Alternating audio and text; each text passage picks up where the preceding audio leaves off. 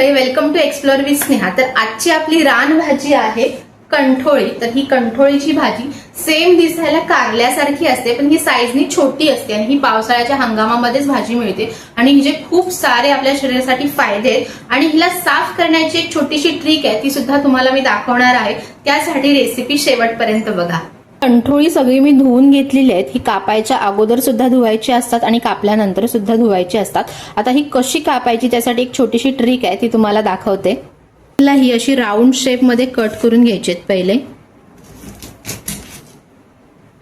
बटाट सोलण्याचा छिलर असतो तो घ्यायचा आहे आणि सेंटरला मधी साईडून असा घुसवायचा आहे तो, त्यामुळे त्यातल्या आतल्या बिया असतात त्या सगळ्या निघून जातात।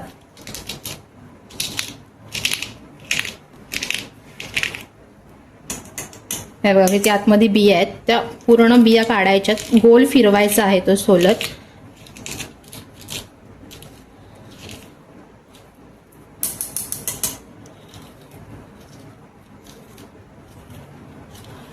हे बघा, पूर्ण क्लीन झालेला आहे आतमध्ये।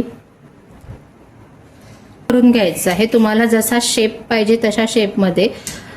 मी अशी लांबटच कट करते, तुम्हाला जर ह्याच्यापेक्षा बारीक पाहिजे असेल तर स्क्वेअर मध्ये पण तुम्ही कट करू शक्यात। पण हे कट करताना पातळ करायचे, कारण मग ते पातळ केल्यानंतर लगेच शिजतात, त्यामुळे हे पातळच स्लाइस करायचे लांबट। असं जवळून कट करायचं नाही, थोडा लांबूनच कट करायचा। मग जर जवळून कट केला तर मग तो छिलर आपला आतमध्ये जात नाही। अलगद राऊंड शेप करत सगळ्या बिया त्याच्या आतल्या निघतात।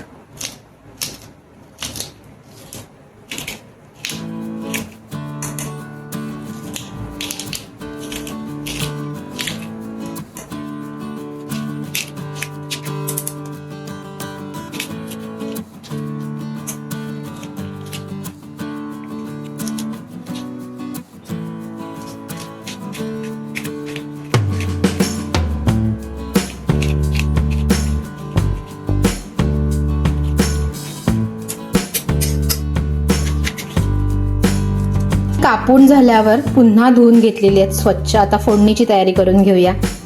इथे 2 मीडियम साईजचे कांदे घेतले, 4 लसूण पाकळ्या घेतल्यात आणि 3 मिरच्या। तुम्हाला जितकं तिखट पाहिजे तितक्या मिरच्या घ्या। आता हे सगळं कट करून घेऊ। आता हिला तेलावर पहिले परतून घ्यायचे आणि मग फोडणी द्यायची आहे। तर परतून कशासाठी घेतात तर जे हे बारीक बारीक ते काटे असतात ते सॉफ्ट होण्यासाठी तिला पहिले तेलावर परतून घेतात। पहिले थोडंसं तेल टाकून तेलावर परतून घेऊयात।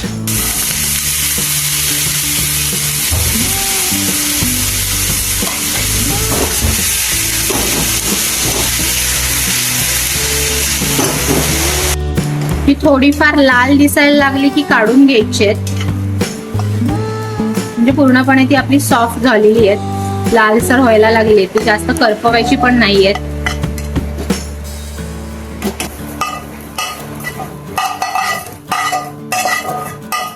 त्याच कढईत आपल्याला फोडणी द्यायची आहे।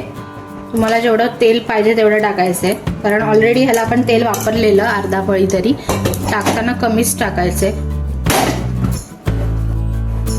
पहिले थोडीशी राई टाकायची आहे, कढीपत्ता, लसूण,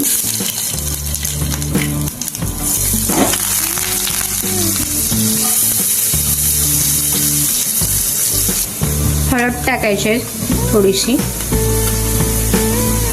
कंठोळी टाकायचे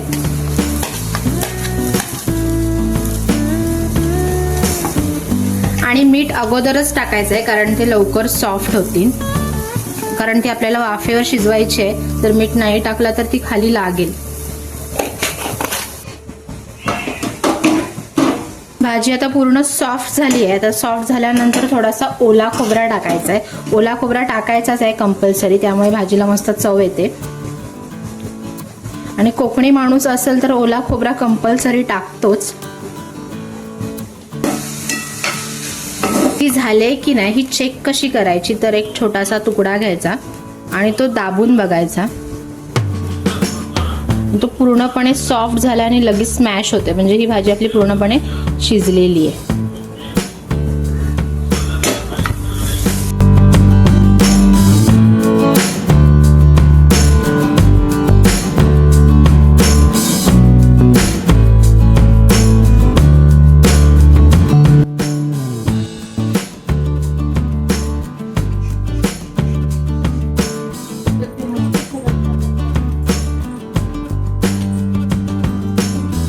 चालेल म्हणजे कारल्यासारखी दिसते पण आणि कारल्यासारखी लागते पण कडू.